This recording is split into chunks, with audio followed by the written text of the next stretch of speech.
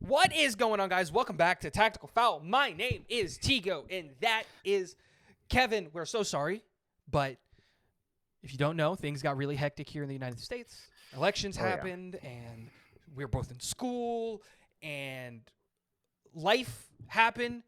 So this week is special. We're going to have a double header this week, especially with international football, so there's not a lot to talk about. And it gives us an opportunity to catch up on all of the things that we missed and set a foundation moving forward because we talked about a lot of things. So, welcome back, Kevin. Thank you for stopping by. How are you doing this Yep. wonderful, wonderful evening? I'm doing good, man. I'm doing good. Thank you for stopping by as well and taking the time because it's been so hectic lately, just with our schedules, with going to school, with like you said, elections, a hurricane recently, and just so many things that are just happening right now that make you go crazy. But football kind of just keeps you sane. It keeps It's you. an escape. It makes the horrible things happening okay. So Yeah. I'm glad I have that as an escape, and I'm glad that the people watching can also use that as an escape. Anyway, getting to it, I want to talk about Premier League today. What do Yes. you think? What do you Premier think? League Give roundup. me. Because we're 10 games in. You and I have been saying this all of our previous 10 episodes. games. 10 games gives you, we're actually 11 games in, but that's besides the point. Right. 10 games gives you a good idea of where players and what teams and what's going on, what they need to change, right? Because 10 games, you can pivot at 10 games. You can pivot hard at 10 games. But also, it kind of sets up January, and January is important because we are 4 weeks away from the January transfer, not 4 weeks, but like, you know what I mean? January transfer window is coming up. So now teams can start pivoting that way.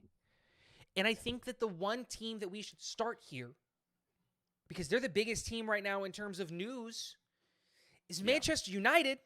Obviously, in the time that we were gone, have sacked Ten Hag, have hired Ruben Amorim, and I think they've won like 3 of their last 5 games. Like since Ten Hag got sacked, I don't think they've lost a game. Yeah, it's Is that true? Let me look it up. Yeah, I don't since think they've no, I don't sacked think Ten they've Hag, lost. I don't think they've lost a game. I think they've drawn. I think Yeah. they drew They've 1-1. they drew and then they won and they won again. Yeah. So Um, man, I mean, I mean, it's not a shocker at this point. nope. I did not expect this at all. I totally got it wrong with Manchester United. I thought Ten Hag was going to be able to turn things around, but I feel like for a long time now, I think since last season, he lost the dressing room. And once you lose the dressing room, dude, to me, I think that's it. I mean, it's so tough. And sometimes if you're Jose Mourinho, maybe you could pull it off. But it's very difficult once you've lost a dressing room to just kind of get that aura back. And I had a feeling, I think at the time that we were talking about about Manchester United, that now that Jaden Sancho was going to be back and that I thought he was going to like somehow gain that back because I feel like he had initially lost the dressing room starting with Jaden Sancho. I thought, I mean, this is just me. This is just somebody looking from the outside. I don't know enough about Manchester United to really tell you where or when or how. But I think when the Jaden Sancho thing happened, he lost the dressing room. Mm-hmm. And when you lose the dressing room that way, I mean, we saw last season and now we saw it rolled over somehow to this season, thinking that it was somehow going to be better. Did they won an FA Cup last season, right? Yeah. Am I crazy? Yeah, they won the FA Cup last season. So they masked an okay, kind of mediocre season in Manchester United standards with an FA Cup. And they're like, oh, yeah, I had heard a Manchester United guy be like, oh, yeah, just look at where Arteta and blah, blah, blah. But it's like, no, he's not doing it. And once you lose the dressing room, it's just you can't get it back. And I feel like that's what's happened there. I feel like he just never got back the dressing room, so he had to get sacked. Now, I brought it up. I thoughts on brought it up Amber? in the summer. Yeah, I brought it up in the summer because before we move on to Amorim, like that's what I said. I said he lost the yeah, locker room, and that's the thing. Once you lose the locker room, once you lose the dressing room, it's hard to get it yeah, back. Almost impossible to get it back without cutting out the yeah. players that are the cancer. And the problem was that the players weren't the problem because if Jaden Sancho was a cancer and he needed to be cut out, they did that. They sent him to Right. Dortmund, and Dortmund went to a Champions League final with Jaden Sancho, and there was nothing but good things said And now he's about in a Jaden Chelsea. Sancho. We'll talk about Chelsea later, but Yeah. now he's part of a Chelsea team that's doing outstanding. So And if that's the issue, but like again, and I said it in the summer, if you have to have a conversation about firing a coach, you should just fire them. Because yeah, now United is staring down the barrel of a 12th position finish. Like not a 12th position finish. They're staring down the barrel of a mid-table finish with a new coach coming in after a summer that you let a manager that you thought you might fire spend big. Because they spent big this summer. yeah. And look, Honestly, Ten Hag has no excuses. In my no, opinion, none. They to got be his losing this way. players. They got his players. Yeah, And again, there are some benefits here with going with Amorim because one of the big players they got in the summer was Ugarte. Ugarte played for Amorim, right? And so like there are some benefits here, but now you're in your mid-table team. You're more than likely going to finish outside of European football yeah, because for you to climb what 7 spots with 27 games left, that's a hard challenge to do, especially with a new manager coming in who's never coached in the Premier League before. yeah. Yeah. And so this is coming off like I'm an anti-Amorim, and I'm not. I actually really, really like this hire, and I love the timing of the hire, too. I love the fact that they just brought him in the middle of the season. Right. Like you didn't just let Ten Hag run out his welcome and then at the end of the season, because there are some teams that'll do that where they just won't fire a coach in the middle of the season, and then the last game day happens, they don't even let him get on the bus back, and it's just like I get that, but I think that this is the right way to do it, Right. and I really like the hiring of Amorim. Amorim was Yeah. lining up for a big job. Let's talk about Amorim, man, because he had such a great showing. I mean, it was almost like like the interview, like he went in for the interview and he killed it because he beat Man City substantially. I mean, You know what it just reminds me watching of? that game, I was astonished. No, it was a phenomenal game. But you know what it reminded me of? It's the story of when Ronaldo went to United. Same teams, right? Yeah. But if you listen to the stories was always that Ronaldo was going to come to United no matter what. Right. And that the part of the deal was that they were going to go play with Sporting and all of these things. And was it Sporting or was it Lisbon? I don't remember. Whatever, right? And then they go and But all it's a of the very players go, similar that story, kid, you is got to what go you're get saying. him. And they were like, oh, we were already working on it, so it's good that it was like a tryout, and he killed the tryout, and he gets on the team. It was the same thing. They already knew that they wanted Amorim. They already hired him. He was coming in November 11th. That was 2 days ago as of time of recording. And you know what? They did the trial. He beats Man City, and it's just like, we knew it. We made the right decision. And so yeah, I think it's a great hire. Yeah, it was a good hire, and I think, I mean, what can you say too much? You can't say too much about it, but I think he has some new. I think this is my thoughts. I don't know Amorim that well as a coach, so I can't tell you. Like, I can't give you a in-depth analysis of what I think he's gonna do at United. But so far from what I've seen, I think I showed you a video about sort of what he likes to do with his players. I like that he's very positional with his playing, and it makes it seem like he doesn't need outstanding players to play good. He just needs a collective. I like the collectiveness within his approach. And so I think that he's going to do a lot better than a lot of coaches at United. But, it's going to take time. Here's my full take without, making it so long that it sounds boring. But I think that he's going to adapt better to modern football. He's gonna allow Manchester United to play more modern, because I feel like Manchester United gets stuck on getting a manager that has an idea and is stubborn with like this old idea of football, like Ten Hag, like for example Louis van Gaal, even Jose Mourinho. Like they get real stubborn managers of like, oh, this is the way we're gonna play and this is the way it's gonna be, and I'm gonna do it how it's gonna go, and then they end up having trouble in the long run because football changes. And I feel like Amorim is a younger manager who's adapting more to that modern style of football. He's flexible with his tactics and the way that he wants his team to play. So that's where I feel like it's going to be a big difference with him as opposed to other managers that Manchester United had, because they've gone through so many, and a lot of good ones, you know. So Yeah, I think that's it's just how I interesting. feel about him. I think the biggest thing with Amorim is United is going to simplify. That's the thing. He doesn't ask his players. I saw a great take on someone saying that, you know what, Amorim doesn't need, like, Manchester City needs very specific players, and very specific things.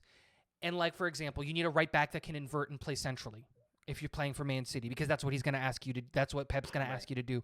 And you need a winger that's also comfortable being a 10, who's also comfortable being on the left wing. Like you need a 10 who's also comfortable being a 9, and a 9 who's also comfortable being a 10 and dropping back. And so you need these players that fit these really, really specific player profiles, and they're kind of like special player. You don't need that with Amorim. You need a center back. You need a ball-playing center back. That's not hard to find. You need a shot-stopping center. That's not hard to find. He does require specific players. No. But what I mean is you don't need special players. Right. You don't need a fullback that can also invert. You just need world-class players. You just need a wingback. You just need a team that can play collectively. Yeah, that's what essentially that kind of, because like I said, I don't know him that well, but from the video that I saw about that tactical analysis they did on him, and it seems like he's very flexible. Like he doesn't need outstanding players. But the flexibility, but his players work collectively. The flexibility comes in adapting the pairings on the field to match players' skill sets. And that's where the adaptability comes in, because tactically the tactics are the same. He plays in a 3-4-3 because it is simpler for his players to play in that position, because he doesn't have to ask his players to play in this place attacking or in this space defending. It's the same space. It doesn't change. The only players that are responsible for a large swath of the field are the wingbacks. And that's it. And we've seen his wing. Pedro Porro is right now one of the best right backs in the world with Spurs. You know what I mean? And he was the wingback for Sporting when he was like. That's the whole point. And so I think that there is a possibility of really, really doing some good things at United. And the best part is he came into the middle of the year, came into the middle of the season, and so this year's a wash. No one's going to expect anything from him. If he finishes... I thought it was like a double-edged sword for him, which is why I told you, I'm like, I didn't feel like this was a good move for him because of that. Because, like, he was coming into a team, in my opinion, in Sporting that were destined to win trophies this season. I mean, just the way they were playing against Man City, even if obviously they weren't going to win the Champions League, but they were going to win their league and cup, I think. And I don't know if that's all that true. Right. I don't know. Like I said, but here's the thing. But the thing is like, okay, let's say he stays in Portugal and he wins in Portugal, and then he comes to United at the end of the season. How does that benefit him? Getting Portuguese cups, you know what I mean? I guess part of me wanted to see Van Nistelrooy, just kind of see how he would do for Man United. If that was the conversation, that's a different conversation. Part of me, yeah, right. That's a whole different conversation. But look, bottom line, check this out though. Bottom line, not this season, next season. Do you think that overall, him as a coach will turn things around for Manchester United? Absolutely, finally? Because Manchester United have been in a turmoil since Alex Ferguson left. I mean, turmoil to say the least. Yeah. Every season is a disappointment. I mean, you could talk about being second place. You could talk about winning an FA Cup.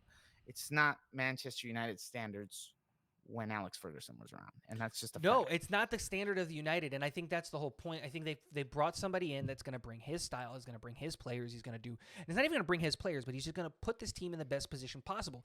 And when you take into consideration like new ownership who's willing to spend money on this club and to do things the right way, and the way that Ineos and Ratcliffe are doing their decision making, like top to bottom, you can see that they're going about it relatively the right way. I think that the worst decision that they made was keeping him on, keeping Ten Hag as the manager, but it puts them in a really, really good position, because I think, and then we'll end it here and then we'll move on to Manchester City. Let's stay in Manchester.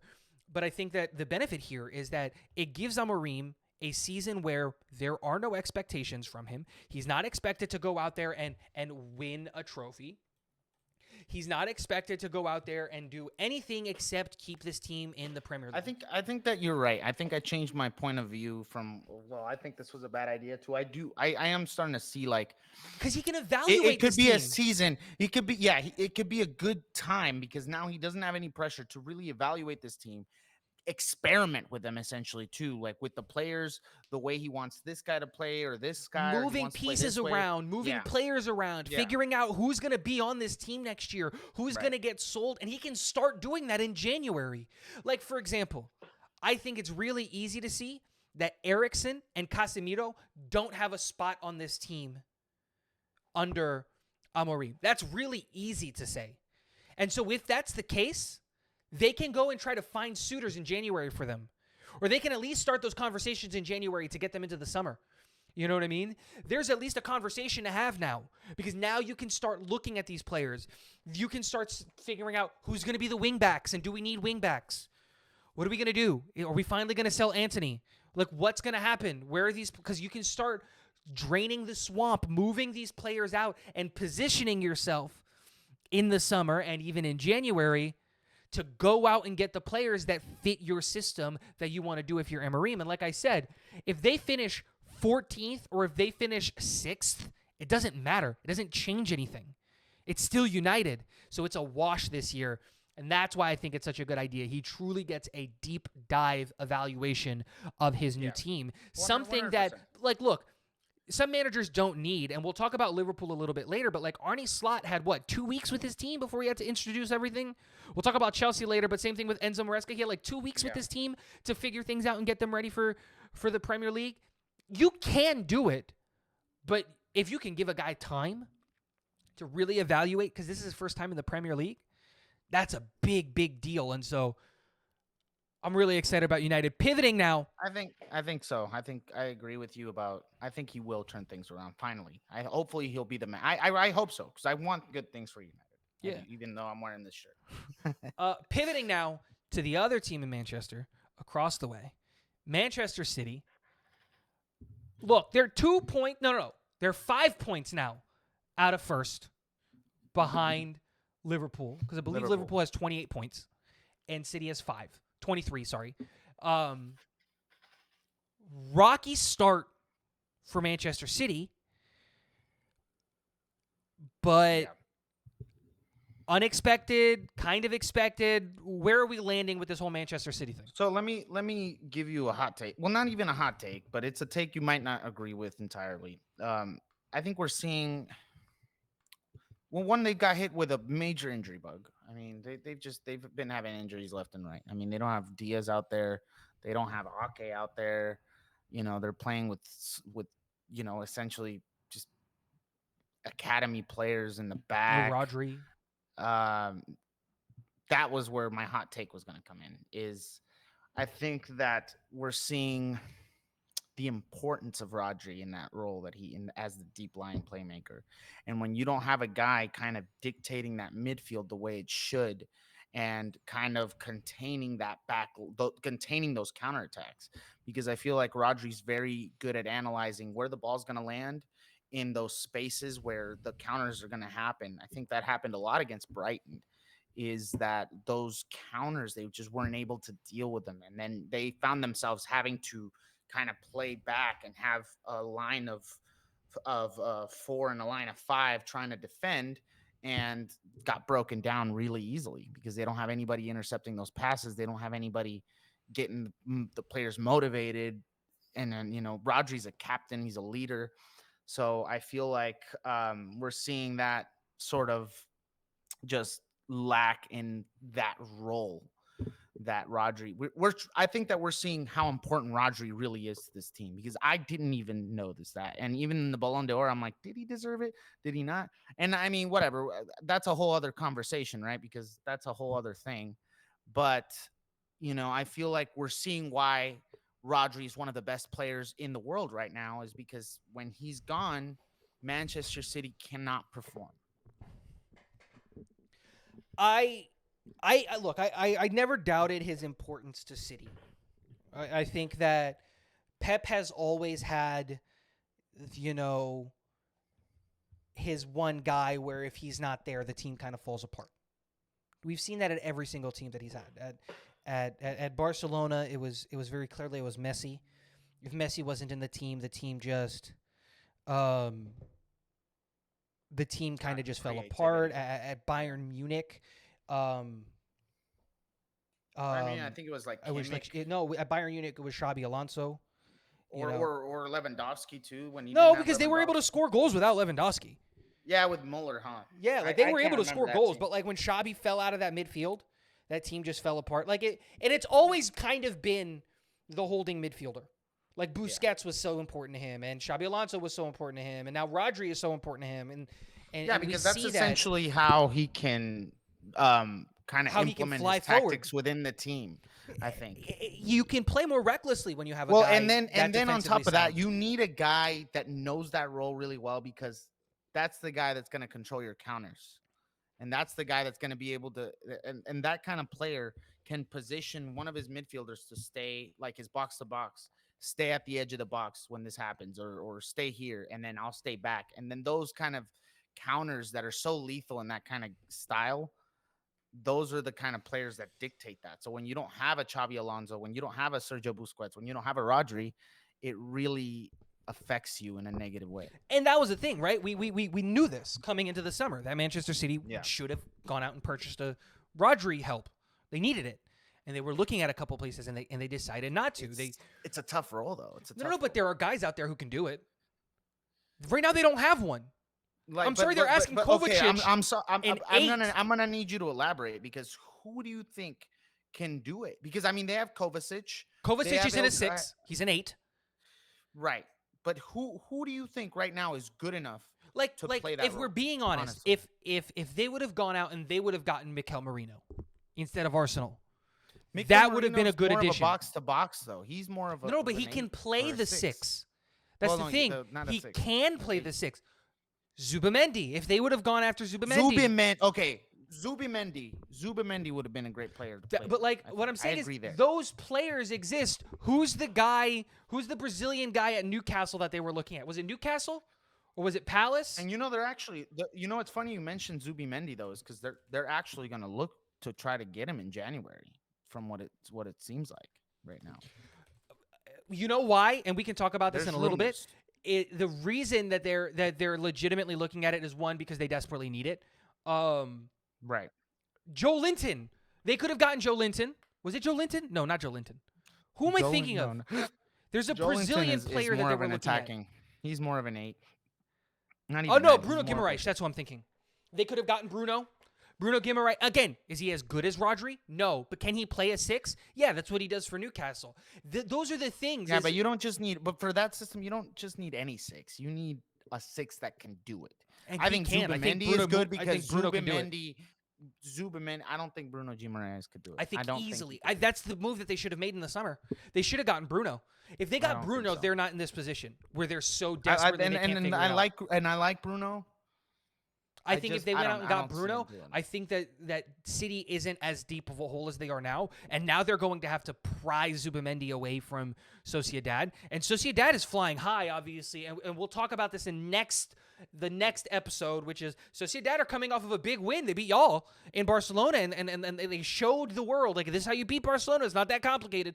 And, like, that's a great performance from them. But what I'm saying is like, one, Zubamendi became available because the player personnel guy for Sociedad left.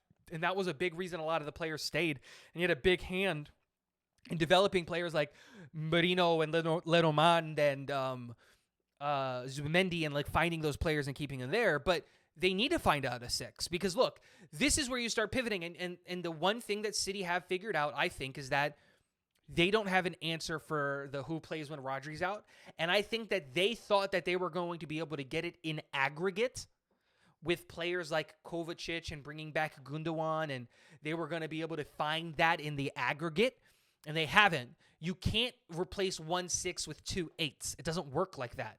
And I think that's what they're trying to do is, okay, we have 1 6, but we don't have a 6, so let's put 2 8s in there, and they can fill up that space, and it's not working. And that, I think, is the biggest issue there. But City are in an interesting position. I still think that they're probably.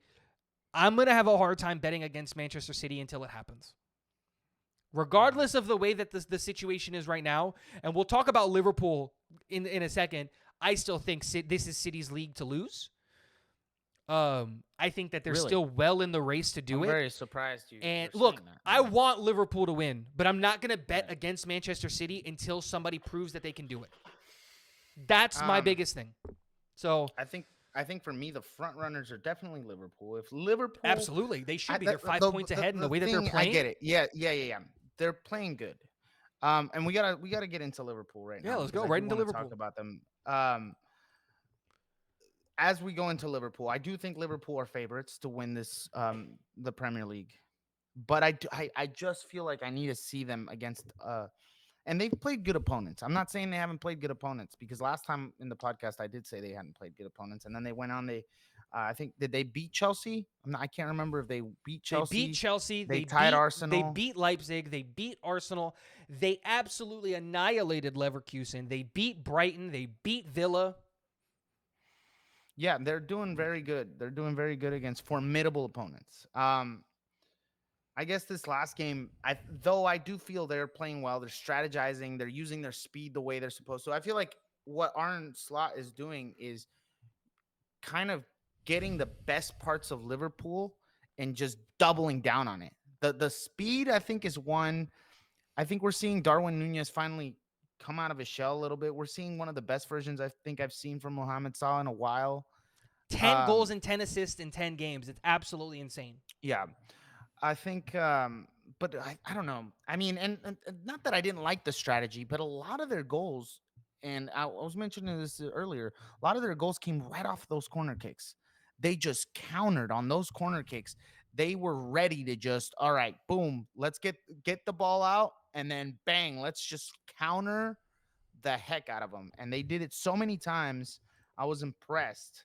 But it's one of those things that we mentioned last year about Arsenal. It's just, I don't know. I think I need to see more from Liverpool. I haven't seen enough to say right now, but just watching that Brighton game, it just seemed like Brighton, or not Brighton, Villa game. Yeah, just watching that Villa game, it just seemed like Villa was knocking and knocking and knocking, and they were lucky enough to score 2 goals and not concede any. I think Van Dijk's paying off for them. I mean, when we look at them and we look at their goal difference, it's good. It's high. I mean, they're favorites to me to win it. What do you think about the way they're playing? Because to me, I'm not impressed, but at the same time, it's hard not to be impressed. You know what I mean? Because it's like, how can you not be impressed? Because they're playing so well, but just something doesn't stick right with me about just they made so many chances off of that one strategy. And it is that sustainable? I think the biggest thing that I'm taking away from the way that Liverpool is playing I think the first thing is that they are scoring at an insane pace. Just an absolutely insane pace. 21 goals in 11 games. They are, tied for third in the Premier League for most goals, behind only Spurs, Brentford, and City. Right? And Brentford's a weird one because they're scoring a ton of goals, but they're conceding a ton of goals. But here's where I kind of believe in Liverpool. They have conceded the fewest goals in the Premier League with 6. So it's not just that they're scoring, is that they're not letting other teams score. I thought that when Alisson went down, that when Alisson got hurt, I thought season over, done. Nothing, because he was such an important part of that. Who's their goalkeeper right Kelleher. now? Kelleher. No idea. Irish kid. 24 years old, 25 years old? I don't know. Something along those lines. Mm-hmm. Okay, and he's been so playing let's keep going. Absolutely phenomenal. And this is the thing, is that Slot has been able to get the best out of his players. This is the best Mohamed Salah we've seen in a long time. Diaz was talked about having to leave Liverpool to find playing time. This is the best Diaz we've seen. Darwin Núñez has kind of started, coming in, and he's figuring out what he's gonna do. Jota, before he got hurt, was playing absolutely phenomenal. You know what I mean? And I think the best part is that they're only gonna get better. Mm-hmm. Like, that's the thing. Becker is gonna come back. He's not done for the season. He's coming back, like, in December. He'll be back. So they'll have their number one goalkeeper back. Jota. They're gonna get Jota is gonna come back. Jota's coming back. He's not done for the season. Chiesa's Right. gonna come back, and they didn't even get to use Chiesa, their newest signing. Like, Trent is gonna come back. Like, the thing that has impressed me so much is that Liverpool have the same level of injuries as a lot of these other teams have, to players that are just as important as a lot of these other teams. But they don't have the same level of injury as Yeah, they do. City They lost Trent. They lost Jota. They lost Allison. Trent's playing, but right now they have all of their players almost healthy except for Jota. Allison's not in. Allison's their best player. Allison and Jota. That's two guys. Trent's compared to hurt. City's like 3 or 4 or 5. But Trent's hurt too. Trent played the last game. Yeah, Trent and he got played hurt. in the game against Villa. Yeah, he got hurt in he that get hurt? game. He has an So injury he's designation. I currently don't hurt. think he got called up to England because of his injury.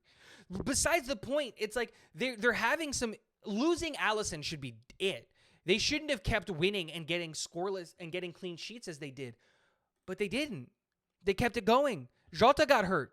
That's a big deal. Jota was their number 9 at the beginning of the year. Like, again, they're pivoting. They're doing well. Look, I really like what Liverpool is doing. I think that the Premier League is starting to figure out what Slot's tactics is, and we're starting to see that because Villa started really pressing them, but they just weren't able to find the back of the net. But with all of that being said, Liverpool have an opportunity here to win the league. They are in prime position. They are 5 points clear of Liverpool, and they are almost 10 points clear of the rest of the table. This is their league to lose, and it's just a matter of them holding on to it. And that, I think, matters, because if they can't hold, like, this is a bottleable offense, because City is let's say struggling to find out who they are. But let's say in January they do go out and get Zubimendi, and you let them catch up before Zubimendi gets here. That's the thing. You have to stay focused, stay on task, because you have an opportunity here, if you're Liverpool, to win the Premier League, and you can do it in Slot's first year as a manager, and he can do it over Pep, and, like, that's a big, big deal. And let's not also take into consideration that if Pep gets a contract, which I think is what we're headed towards with Manchester City, if Pep gets a contract and he says that he's going to stay, a lot of this chaos calms down. Because there's a lot of chaos going on in Manchester City with directors leaving and a lot of change happening. If they can find some stability and say, okay, Pep, here's a new contract, you're going to stay. Both of Pep's previous contract extensions happened in November. And both times the team stabilized after he got his contract extension. So if there's another one on the books, and I think that there is, Liverpool are in a great position, but they can't bottle this, because I think a lot of us are anybody but City when it comes to the Premier League. But I'm going to have a hard time betting on a team that isn't City until a team can prove that they can do it. And Liverpool, I think Liverpool's season is teetering on a knife edge. You got to stay the course. Keep doing what you're doing. You're getting Allison back. You're going to get Jota back. Like, stay on course, because you have an opportunity to do something real special here. And I think that they can.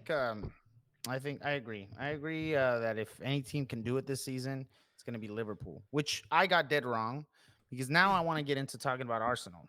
I was about to say we got to talk about them. We're going to talk about I was banking on Arsenal because I mean, how do you expect them to get hit with such? I mean, they lost their most important player. I mean, Odegaard being injured. They've had injuries all around the board. And I mean, I don't think anybody could have predicted what's going on. I mean, you kind of did, but you hate Arsenal. I do, but, like, that doesn't. I can still be objective about them, and I think Right. I was. No. I think No. I'm not saying you were wrong in saying that Arsenal weren't going to be on this season. But what I'm saying is the way that it happened. Like, it wasn't just because they were playing bad, because I don't feel like they've been playing bad. I think But I don't think they've been playing bad. Their XG doesn't show that they've been playing bad. Their XG's right up there with the other teams. I mean, it's not like how every other team is, but like they're still in third place or fourth place, and without key players. So for a while there, they were doing fine without their key players, and then I don't know what's been going on lately that they just kind of been up and down. I mean, lost their last 5, had 2 losses and 2 draws. And yeah, that's worrying. And then out of nowhere, there's what was it? Their sporting director or Yep. their sporting director quits. Up and And leaves. it's like, what's really going on at Arsenal other than Arteta? Is maybe Arteta just doing too much? Is he going in and trying to control everything? And that's what is kind of driving a turmoil between the players, then the staff, and then him. I think something bigger is going on. Now, if we're talking about, do I think Mikel Arteta can turn things around? I think he can. I think that he's still in a good position to do so, but it's just not looking good right now. I mean, not having your key players. Hopefully, if here's my take, if Odegaard can come back and can make and turn things around for this team, it'll be good for them. If he comes back and it's the same, it's going to go really either stagnant or they're going to go downhill fast, and they're going to go downhill and they're going to go downhill fast. So that's my take on Arsenal. As much as I want to dive more deep into it, I mean, dude, it's just a lot of injuries, and then on top of that, whatever's going on with the director, it was just very random, and maybe I could be wrong, and it's not just the injuries, and there's something bigger going on there. But my take is that we will have to see when Odegaard comes back if this team can turn things around. And if He they played can't, in the then Chelsea game. Yeah, but he just came back from injury. We got to see an evolution. He played in the Inter game. He got subbed on, I think, at the end of the game. Look, I'm not arguing that. I think you're right. If Odegaard, but I think the season's too far gone. I think that if you're Arsenal, you need to. I think the Premier League is done. I don't think you're catching a 10-point difference. The way Liverpool is playing and the way that City is playing, I don't think you're catching them. I think that their last game against Chelsea is they saw a team that is better than they are. And we'll talk about Chelsea after we talk about Arsenal, but I think that they went up there and they saw, oh, crap, like, this team is just better than we are. And even with all of the injuries, and they have a ton of them, don't get it twisted. Odegaard missed time. Ben White's out, and that's a huge loss. They just signed Calafiori, and he's out. Tierney's hurt again. Tomiyasu's hurt again. And so they're playing with this weird kind of lineup of, like Partey and Rice both kind of trying to fill a 6 role, and like you can't really let Rice play as an 8, which is probably where he's best suited to playing is like as an 8, and Saka's been playing through an injury because he's got like a little, like he's got some nicks and he's got some bruises. And this comes back to it's too crowded of a schedule for football. We've talked about this in the past. It is too crowded of a schedule, so we're seeing these massive amounts of injuries to all of these players. And we'll talk more about it when we talk about La Liga because Real Madrid is going through this. But I said it, and I said it before. Arteta's not a good manager. Let me correct that. Arteta's a good manager. He's not a great one. Because the sad reality is that Arsenal is in the same kind of boat. And people like to hype up Arsenal as like a world-class club, and they're just not. They're not. They shouldn't be in that conversation. They shouldn't be, because the reality is that Arsenal should be in the conversation of where they should be celebrating domestic silverware. Like, that should be their standard. If they can win an FA Cup, like, that's awesome for them. I don't think that domestic cups matter, but as a Real Madrid fan, like, I don't think that they matter. I think you as a Barcelona fan, I don't think you really care if they win the Copa del Rey. You want them to, but it's not the trophy that you're going to bank the season on. Whereas in, like, if you look at a team like like Spurs would sell a kidney to win the FA Cup, and rightfully so. They haven't won silverware in forever. That is what Arsenal is, and I think that when you're 9 points behind Liverpool, when you're 4 points behind City, I think you got to keep. I'm not saying quit, but I think that your number one focus needs to now be pivoting towards the Champions League and the FA Cup and the Carabao Cup, and just try to get silverware where you can, especially if you're Arteta, because you need to justify being the manager of Arsenal, because you've had 5 years now and you have nothing to show for it. I think they have an FA Cup, and it's just like, if that's the standard that you're going to live up to, then stop talking about Arsenal winning the Champions League. Stop talking about Arsenal winning the Premier League. If you're going to celebrate winning an FA Cup like it is a piece of silverware that truly, truly matters, don't talk to me about being a world-class club. So you either are or you aren't. And Arteta, I think every step of the way this year has shown the moment he hits some adversity, he's not good enough to do it. He's not good enough to overcome that adversity. And to be fair to Arteta, very few managers are. There's very few managers that can actually hit a wall, lose their best player, and then keep going. Look at Pep. Lost Rodri, and he's having a hard time. But unlike Arteta, Pep's got it as at least keeping the ship in the right direction, aimed in the right direction. You know what I mean? And I think that's the difference, is just Arsenal have drawn 4 and lost 2. That's like double what, and that's the point.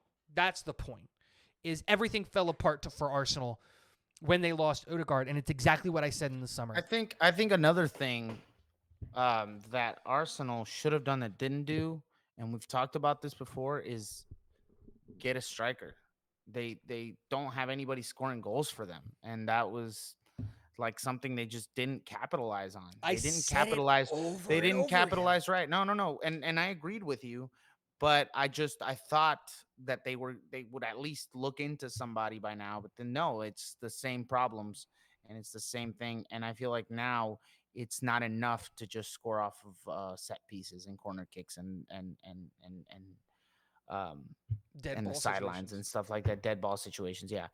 So it's not sustainable. And so they haven't done well this season. But And it comes back to this, and I said it before. They spent 50 million euros on Calafiori, and I'm not saying that that's a bad signing.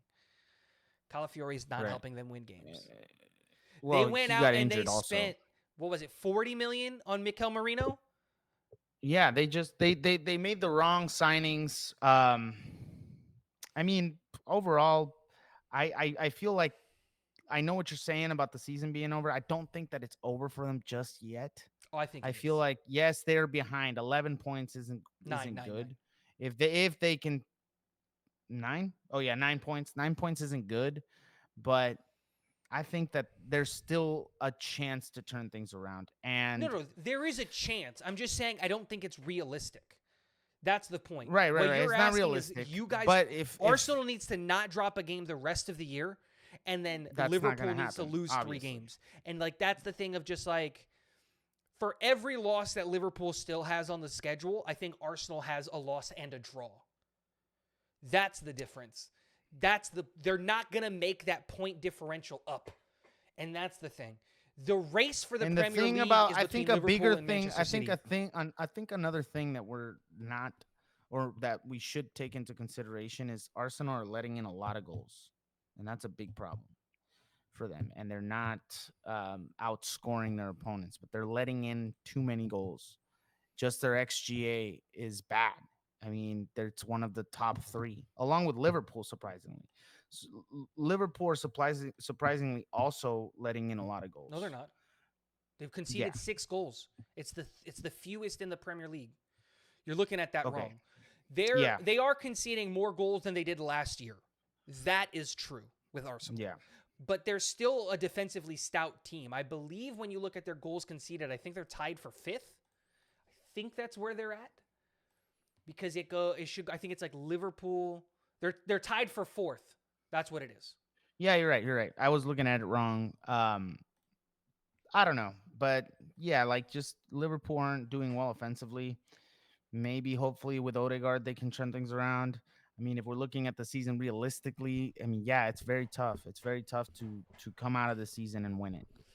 Look, you're close to It a is what it third is. of the you're close to a third of the season. 28% of the season is done.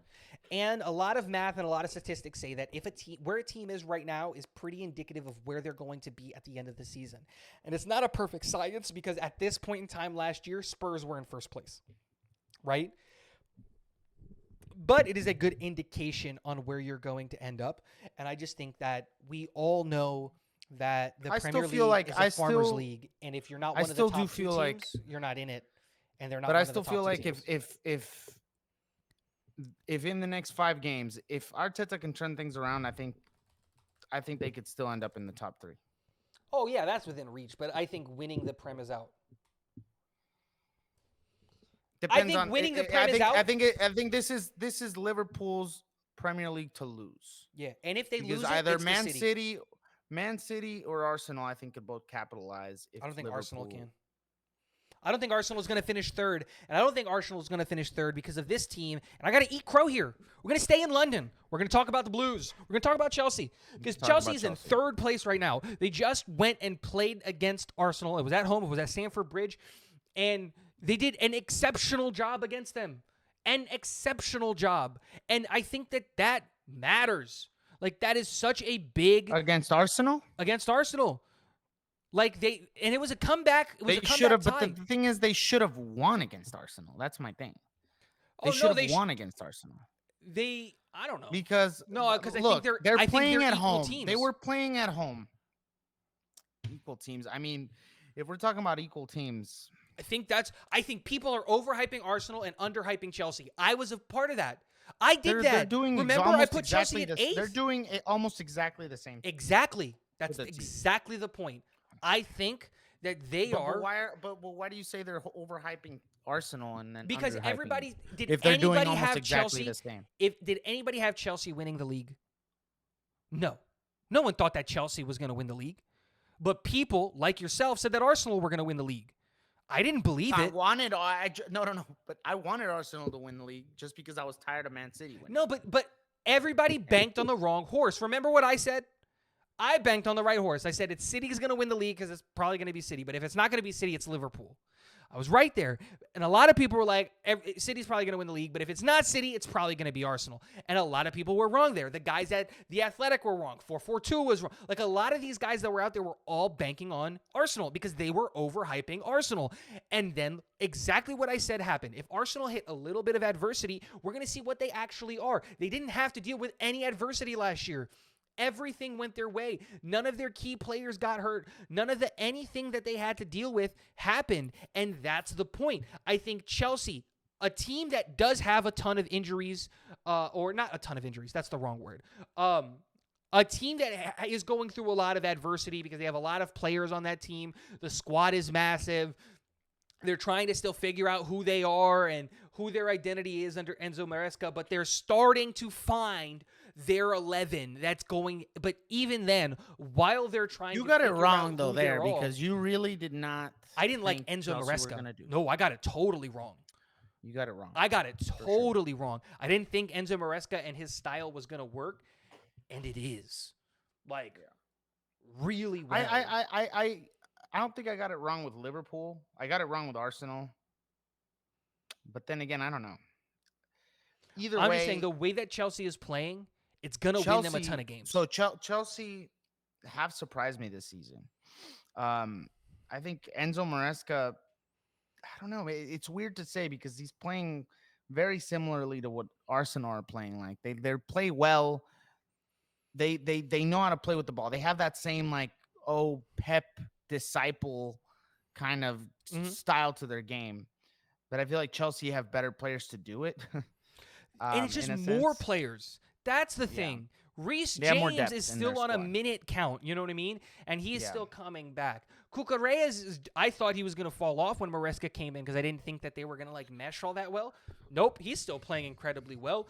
And it's just like, dude, they just have more players. Chelsea's strategy of just buy anybody with a heartbeat is working because now they've got so much depth. Like Pedro Neto is playing really well in Yeah. a new system. Mudryk is playing well for them.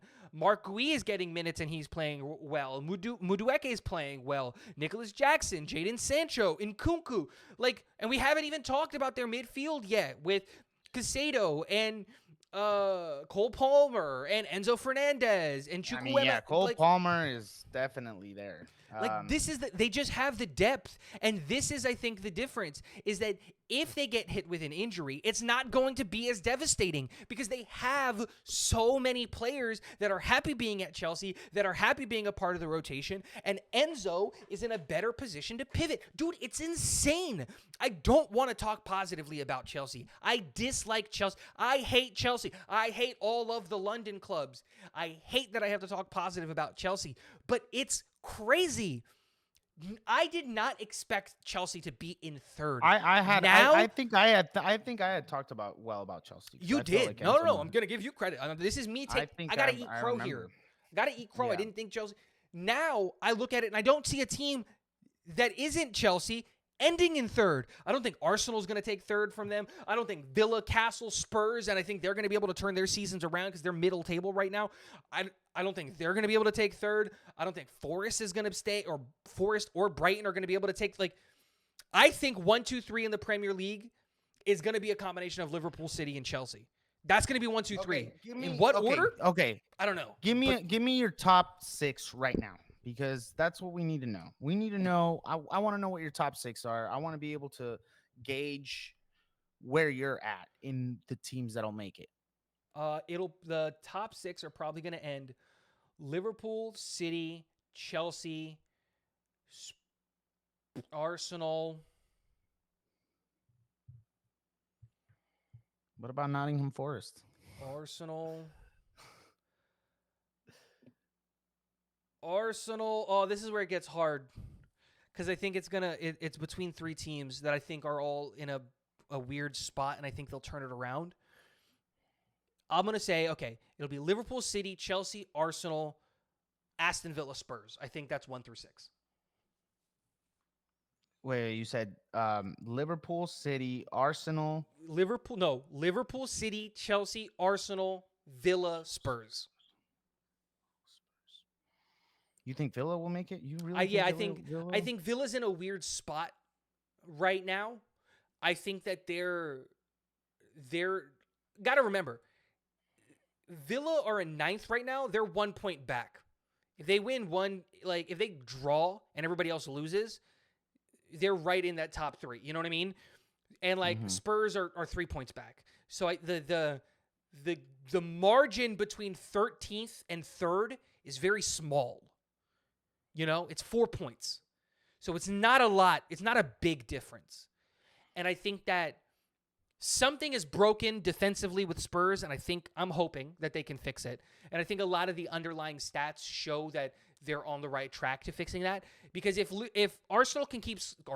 Spurs can keep scoring at the pace that they're scoring now, it'll catch up. And their defense just comes back to being average. They'll shoot up the Premier League table. And I don't think that Spurs are going to have really a shot at winning any other silverware. I don't think that they're going to win the FA Cup. I don't think they're going to do anything in the Europa League. So when they get knocked out of that, I think they're going to be able to focus on the Premier League. And I think that they're going to be able to get back to that 5th or 6th spot. And so I think Villa are also in a weird limbo spot of they're not playing badly, but they're not playing good either. And it's just like they're not scoring at the level that I think that they should be scoring. They definitely have a finishing issue, because they're just not, you know what I mean? Like when it's time to finish and score, they're not doing it. And then when it's time to sit back and stop a goal, they're not doing it. And it's just like one of those things where I think Unai Emery is good enough of a manager to just get them to be like, okay, let's average this out. Let's start scoring a little bit better than we're supposed to be scoring, and let's start stopping shots a little bit better than we're supposed to be stopping shots. And so I have faith in both of those teams. I think I have the same. I think I have the same thing with the exception of Chelsea over Arsenal. I think Arsenal will end up 3rd, and Chelsea will be 4th, and then Villa, and so I'm gonna go with Liverpool too, because I think Liverpool haven't failed, and when a team doesn't fail, even if you want them to fail, they're not going to fail. So I think that even though I'm not crazy about Liverpool right now, I'm not crazy about the way that they're playing. They're winning games, so I have to give them the benefit of the doubt. I'm gonna have them first. Manchester City second. I think Arsenal will be third. I think Chelsea will be fourth. I think Villa will be fifth, and I think Brighton will be sixth. It's interesting. I Yeah. want to believe the Brighton and the Forest hype, right? Especially because I think I had Forest like getting relegated, I think that you know? Brighton. But I I think just that don't. Brighton play well. I think Brighton play good football from what I saw, and they just seem like a team that can pull out wins where they need to, not against big teams, but they're the team that can pull out wins against small teams, and I think they've done it. And either them or Nottingham Forest, because Nottingham Forest have been impressive this season. We're not talking enough about them being Yeah, a but I don't think mid-table it's to lower real. table team. It's not, That's the but thing. That's the thing with Forest. Is Forest is getting results, but they're not passing the eye test. Does that make sense? another one that we need to talk about, I think, is Fulham. Fulham have also Fulham played falls. very I well. think Fulham and Nottingham Forest are both clubs that fall into they're getting results, but they're not passing the eye test. Yeah. That's But I what mean, they're doing to me. But they're not When gonna you pass watch they're Forest, never gonna pass the eye test. when you watch That's the thing. Forest, That's you're the just like this sixth is a team position. that has no who was business your winning. Who was your sixth again? Spurs. Spurs? No. I'm sorry. Spurs are a club that that's the thing. It's like they're passing the eye test, but they're not winning. You know who else is Spurs- passing the eye test and isn't winning? Spurs are too. But no. Like you know who's a team Who? who's passing the eye test but isn't Who? winning? In my opinion, Brentford. Brentford looks like a club with structure. They're playing well. They have an identity. They know what They they're doing, concede and too they're just much. not getting the results. They concede too much. They did 22 goals to their 22 goals scored. but They that's what I'm concede saying. Too much. You see what I'm saying?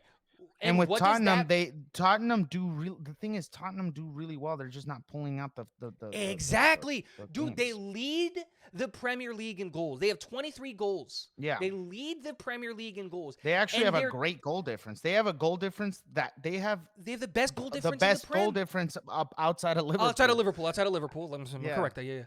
But that's what I'm saying. They pass the eye test, but they're just not getting the results. They're not getting the results. That and I think that Brentford fall into that same category, at least in my opinion, which is But how do you lose? Wait. How do you lose to Ipswich? I'm sorry. that's what I'm saying. How do you lose to Ipswich, Dude, I don't know how they got a loss there, dude. At home. but that's the point. Let's not get on Spurs Ipswich. because we're at our time limit. We don't want to go Alright. over. But that's my thing with Spurs.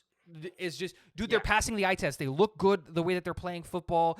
Yeah. They're passing the ball effectively, but they somehow miraculously find a way to lose to Ipswich. And that is the issue with them. This is what's going to bite Spurs season in the butt at the end is going to be the loss to Ipswich. It's going to be at the beginning of the year, the loss to Leicester. Because these are the games where you just have no business losing. The loss to Brighton. Those are games where you're like, dude, you were leading. Like you were winning. What the hell happened? Why? Yeah. Why'd you lose that game? And those are the games where you're just going to go like, oh. It's tough. And it's just, But you know what? it is It what happens. it is. But look, we set our six. I think that it's pretty dead set on, me and you just have the Arsenal thing because I know that you think Arsenal, and you have right to think that Arsenal because they haven't done well. So I'm not going to argue that. I have hope for Arsenal, but I don't have anything to back up that hope right now. We're gonna wrap it up here, guys. Tell us what you think about all this. Tell us what you think about the top six. What's your top six? I want to know how you guys feel about, how these certain teams are doing, whether it be Arsenal, whether it be Manchester United. Let us know what you guys think about Amorim and all these kind of things that are happening. Please let us know in the comment section. Please leave a like, subscribe to the channel if you want more news like this. And thank you guys so much for joining in. Tiago, thank you, man. Thank you again for everything. Guys, come back in a couple days for our La Liga roundup. And we're out of here. Peace.